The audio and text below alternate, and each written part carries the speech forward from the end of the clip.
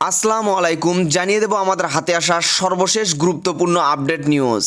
শুরু হয়ে গেছে তৃতীয় বিশ্বযুদ্ধ। এবার ইরান ইয়েমেন থেকে একযোগে ইসরায়েলে ক্ষেপণাস্ত্র হামলা করা হয়েছে। পূর্ণ প্রতিশোধ নেয়ার আগে কোনো যুদ্ধবিরতির আলোচনায় বসবে না ইরান, বললেন ইরানের সর্বোচ্চ নেতা আয়াতুল্লাহ আলী খামেনি। এরপর জানিয়ে দেব নেতানিয়াহুর বাড়ি লক্ষ্য করে 50টি ব্যালিস্টিক ক্ষেপণাস্ত্র ছুড়ল ইরান। দাউ দাউ করে জ্বলছে ইসরায়েল। এদিকে সংঘাত বন্ধের শীঘ্রই একটি চুক্তি করবে ইসরায়েল ও ইরান, বললেন মার্কিন প্রেসিডেন্ট ডোনাল্ড ট্রাম্প। জানাবো বিস্তারিত। এবং সর্বশেষ জানিয়ে দেব ক্ষেপণাস্ত্র সহ আকাশপথে ইরানকে সহায়তা করছে চীন ও রাশিয়া। এতক্ষণ শুনছিলেন সংবাদ শিরোনাম, এবারে বিস্তারিত। তার আগে নতুন নতুন আপডেট নিউজ পেতে আমাদের চ্যানেলটি সাবস্ক্রাইব করে রাখুন। ইরান ও ইয়েমেন থেকে ইসরায়েলের অধিকৃত অঞ্চলের দিকে যৌথ ক্ষেপণাস্ত্র হামলা চালানো হচ্ছে বলে দাবি করা হয়েছে বিভিন্ন গণমাধ্যমের প্রতিবেদনে। সোমবার 16 জুন ভোরে ইসরায়েলি সংবাদ মাধ্যম সূত্রের বরাত দিয়ে খবর জানিয়েছে ইরানের আধা সরকারি সংবাদ মাধ্যম মেহের নিউজ। এর আগে সংবাদ মাধ্যম টাইমস অফ ইসরায়েলে জানায় ইসরায়েলি প্রতিরক্ষা বাহিনী হোম ফ্লট কমান্ড এবং ইসরায়েলিকে বোমা শেল্টার ও নিরাপদ আশ্রয় কেন্দ্রে থাকতে বলেছে। ইরান নতুন করে হামলা চালাবে বলে আশঙ্কা তাদের। ইরান ইসরায়েলের পাল্টাপাল্টি হামলাকে ঘিরে উত্তেজনা বেড়েছে। দুই দেশ শনিবার রাতভর পাল্টাপাল্টি হামলা চালিয়েছে।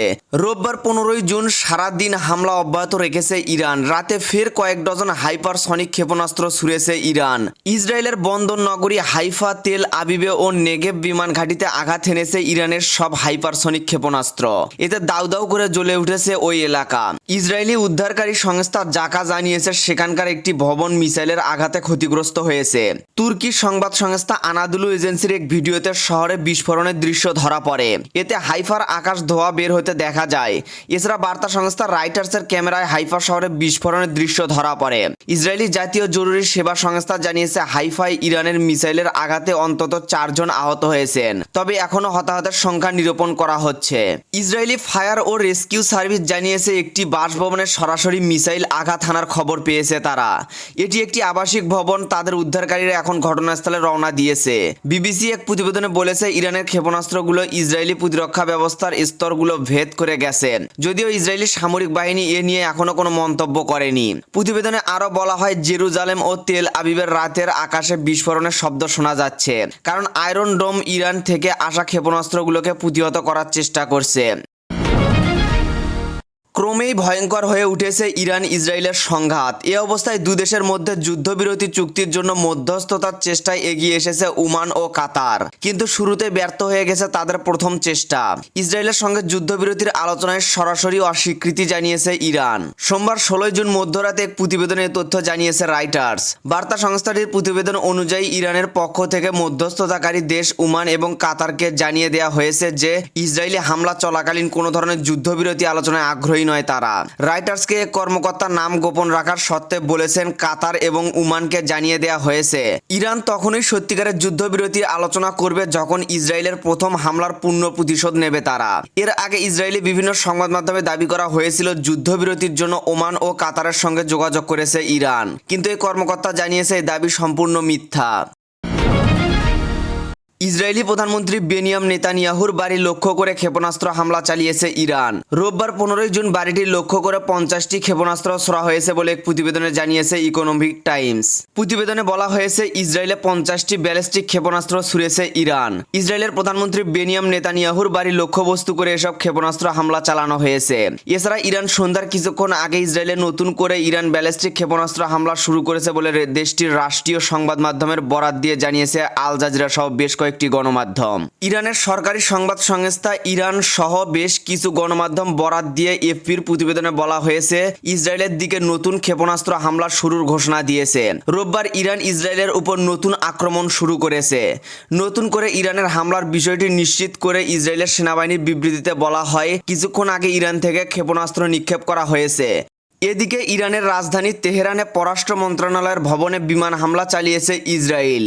এ ঘটনায় তীব্র নিন্দা জানিয়েছে ইরানের পররাষ্ট্র মন্ত্রণালয়, খবর আল জাজিরা।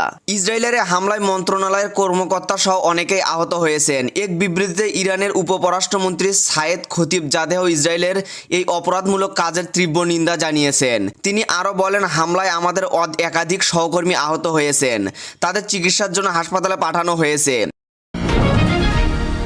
কাতার ভিত্তিক সংবাদ মাধ্যম আল জাজিরার একটি প্রতিবেদনে বলা হয়েছে, মার্কিন প্রেসিডেন্ট ডোনাল্ড ট্রাম্প জানিয়েছে ইরান ও ইসরায়েলের মধ্যে শান্তি খুব শীঘ্রই হবে। তিনি দুই দেশকে সমঝোতায় পৌঁছানোর আহ্বান জানিয়ে বলেছেন, ইরান ও ইসরায়েলকে একটি চুক্তিতে পৌঁছাতে হবে এবং তারা তা করবে। আজ রবিবার নিজের ট্রুথ সোশ্যাল অ্যাপে দেয়া এক পোস্টে ট্রাম্প লিখেছেন, আমরা ইরান ও ইসরায়েলের মধ্যে শীঘ্রই শান্তি দেখতে পাবো। অনেক ফোন আলাপ ও বৈঠক এখন চলছে, তবে তিনি কোনো নির্দিষ্ট তথ্য বা সংগ্রহকারীদের নাম প্রকাশ করেনি। ট্রাম্পের এমন সময় এই বক্তব্য করলেন, ইসরায়েল ও ইরানের একে অপরের বিরুদ্ধে পাল্টাপাল্টি বিমান ও ক্ষেপণাস্ত্র হামলা চালিয়ে যাচ্ছে। শুক্রবার ইরানে ইসরায়েলি হামলার পর এই সংঘাত শুরু হয়। ইসরায়েলি হামলার কিছুক্ষণের মধ্যেই ট্রাম্প ওই আক্রমণকে চমৎকার ও খুব সফল বলে মন্তব্য করেছিলেন। এর আগে ট্রাম্প বলেছিলেন, চলমান সংঘাতে যুক্তরাষ্ট্রের কোনো সম্পৃক্ততা নেই, বরং এই সংঘাত সহজেই শেষ করা সম্ভব। তবে তিনি তেহরানকে সতর্ক করে বলেছেন যেন তারা কোনো মার্কিন লক্ষ্যবস্তুতে আঘাত না হানে। তেহরান ও তেল আবিবের মধ্যে চলমান তীব্র সংঘাতের মধ্যে চীন ও রাশিয়া ইরানকে ক্ষেপণাস্ত্র সহ বিমান চালনা পরিবহনে সহায়তা করছে বলে দাবি করেছেন ইসরায়েলি গণমাধ্যম চ্যানেল 14। বেইজিংয়ে ও মস্কো উভয় ইরানের উপর ইসরায়েলের হামলার কঠোর নিন্দা জানিয়েছে। চীনের পররাষ্ট্রমন্ত্রী ওয়াং ই শনিবার 14 জুন ইরানের প্রতি পূর্ণ সমর্থন ব্যক্ত করেছেন এবং তেহরানের সার্বভৌমত্ব ও আঞ্চলিক অখণ্ডতার প্রতি বেইজিংয়ের অঙ্গীকার পূর্ণ ব্যক্ত করেছেন। তবে চীনের এই শীর্ষ কূটনৈতিক এও বলেছেন যে ইরানের পরমাণু ইস্যু সমাধানের কূটনৈতিক উপায় এখনও শেষ হয়ে যায়নি এবং শান্তিপূর্ণ সমাধানের আশা রয়ে গেছে। ইসরায়েলি মিডিয়ার প্রতিবেদন অনুসারে গত 6 জুন যুক্তরাষ্ট্র 10 ব্যক্তি এবং 60টি প্রতিষ্ঠানের উপর আর্থিক নিষেধাজ্ঞা আরোপ করা হয়েছে। ওয়াশিংটন জানিয়েছে এসব ব্যক্তি প্রতিষ্ঠানে ইরানের সঙ্গে ব্যবসায় জড়িত। এগুলোর মধ্যে হংকং ভিত্তিক হিরো কোম্পানিয়ন লিমিটেড এবং প্লাসকম লিমিটেড এবং ক্লিয়ার ট্রেন্ডিং লিমিটেডের মতো প্রতিষ্ঠান রয়েছে। ওয়াল স্ট্রিট জার্নালের খবর অনুযায়ী ইরান চীন থেকে হাজার হাজার টন ব্যালিস্টিক মিসাইলের উপাদান অর্ডার করেছে। লেনদেনের সঙ্গে পরিচিত সূত্রকে উদ্যোক্ত করে পত্রিকাটি দাবি করেছে, তেহরান যুক্তরাষ্ট্রের সঙ্গে পরমাণু কর্মসূচির ভবিষ্যৎ আলোচনা করার সময় সামরিক সক্ষমতা পুনর্গঠন করতে চাইছে। গত বৃহস্পতিবার 12 জুন ভোরে ইসরায়েলি হামলার ইরানের সশস্ত্র বাহিনীর চিফস অফ স্টাফের chairman major general Ahmad Bagheri ও ইসলামিক রেভলিউশন গার্ডসের কর্পোরেশন প্রধান commander major general Hossein Salami সহ বেশ কয়েকজন শীর্ষস্থানীয় সামরিক কর্মকর্তা নিহত হন। এছাড়া ইসরায়েলি হামলায় ইরানের শীর্ষস্থানীয় 6 পরমাণু বিজ্ঞানীও নিহত হয়েছেন। এদিকে আবারও 16 জুন ইসরায়েলের সামরিক হামলায় ইরানের ইসলামিক রেভলিউশন গার্ড কর্পসের গোয়েন্দা ইউনিটের প্রধান মোহাম্মদ কাজেমি নিহত হয়েছেন। একই হামলায় আরও 2 জন কর্মকর্তা নিহত হন। তেহরান বিষয়টি নিশ্চিত করেছে বলে জানিয়েছে বিবিসি।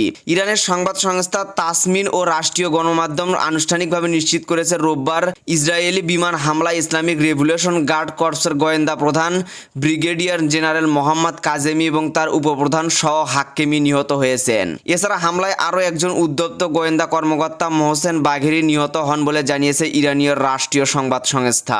এই আক্রমণ তেহরানের অভ্যন্তরেই সংঘটিত হয়েছে বলে উল্লেখ করা হয়েছে। এর আগে ফক্স নিউজকে দেয়া এক সাক্ষাৎকারে মোহাম্মদ কাজেমি নিহতের বিষয়টি নিশ্চিত করেছিলেন ইসরায়েলি প্রধানমন্ত্রী বেনজিয়াম নেতানিয়াহু। তিনি বলেছেন, আমরা তাদের প্রধান গোয়েন্দা কর্মকর্তা এবং তার সহকারীকে তেহরানে পেয়েছি। এখন এই পর্যন্তই ছিল। পরবর্তী আপডেট নিউজ জানতে আমাদের চ্যানেলের সাথেই থাকুন। ধন্যবাদ।